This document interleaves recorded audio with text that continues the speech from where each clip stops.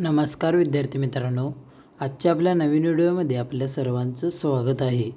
चला तर मग आजचा आपला व्हिडिओ सुरुवात करू. पहिला प्रश्न, भारताचे बोधवाक्य कोणते आहे? पर्याय आहेत जय हिंद, वंदे मातरम, जय जवान, सत्यमेव जयते.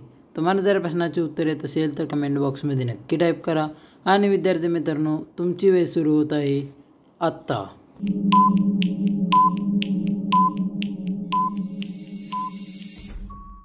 आणि या प्रश्नाचे उत्तर आहे पर्याय क्रमांक 4, सत्यमेव जयते. पुढचा प्रश्न, भारतीय अणुविज्ञानाचे जनक असे कोणाला म्हटले जाते? पर्याय आहेत doctor APJ Abdul Kalam, Jayant Narlikar, doctor Homi Bhabha, Vikram Sarabhai. तुम्हाला जर या प्रश्नाचे उत्तर येत असेल तर कमेंट बॉक्समध्ये नक्की टाईप करा. आणि विद्यार्थी मित्रांनो, तुमची वेळ सुरू होत आहे आत्ता.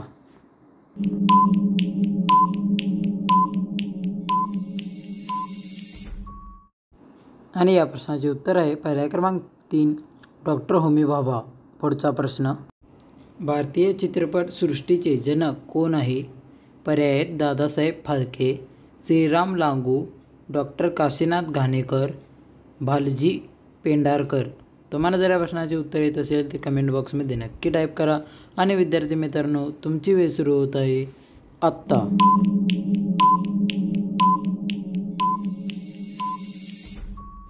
आणि या प्रश्नाचे उत्तर आहे पर्याय क्रमांक 1, दादासाहेब फाळके.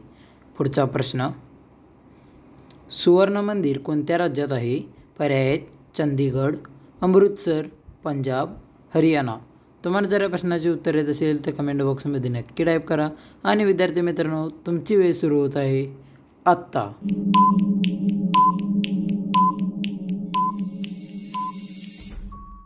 आणि या प्रश्नाचे उत्तर आहे पर्याय क्रमांक 3, पंजाब. पुढचा प्रश्न, कोलकाता येथील प्रसिद्ध ब्रिज कोणता? पर्याय आहेत अटल सेतू, सागरी सेतू, कोलकाता ब्रिज, हावडा ब्रिज. तुम्हाला जर या प्रश्नाचे उत्तर येत असेल तर कमेंट बॉक्समध्ये नक्की टाईप करा.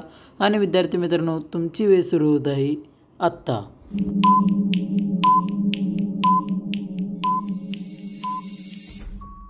आणि या प्रश्नाचे उत्तर आहे हावडा ब्रिज.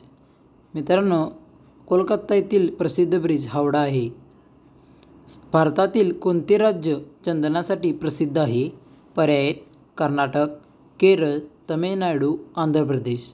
तुम्हाला जर या प्रश्नाचे उत्तर येत असेल तर कमेंट बॉक्समध्ये नक्की टाईप करा. आणि विद्यार्थी मित्रांनो, तुमची वेळ सुरू होत आहे आत्ता.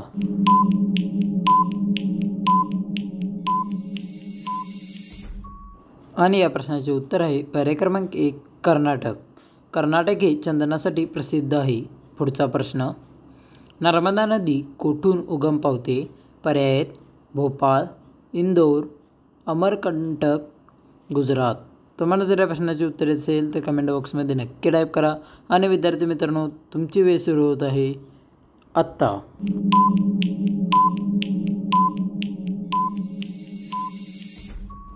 आणि या प्रश्नाचे उत्तर आहे पर्याय क्रमांक 3, अमरकंटक.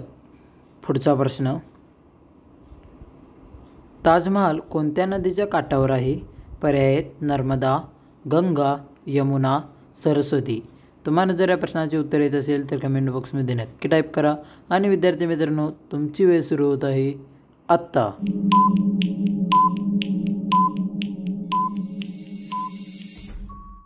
आणि या प्रश्नाचे उत्तर आहे पर्याय क्रमांक 3, यमुना. ताजमहाल यमुना नदीच्या काठावर आहे.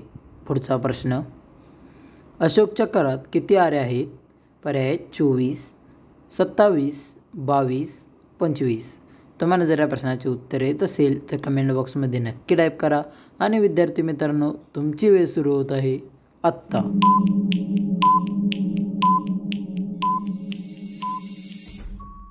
आणि या प्रश्नाचे उत्तर आहे पर्याय क्रमांक 1, 24.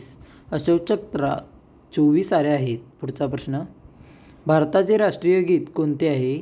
पर्याय आहेत जनगण मन, वंदे मातरम, सारे जहाँ से अच्छा, हम होंगे कामयाब. तुम्हाला जर या प्रश्नाचे उत्तर येत असेल तर कमेंट बॉक्समध्ये नक्की टाईप करा. आणि विद्यार्थी मित्रांनो, तुमची वेळ सुरू होत आहे आत्ता.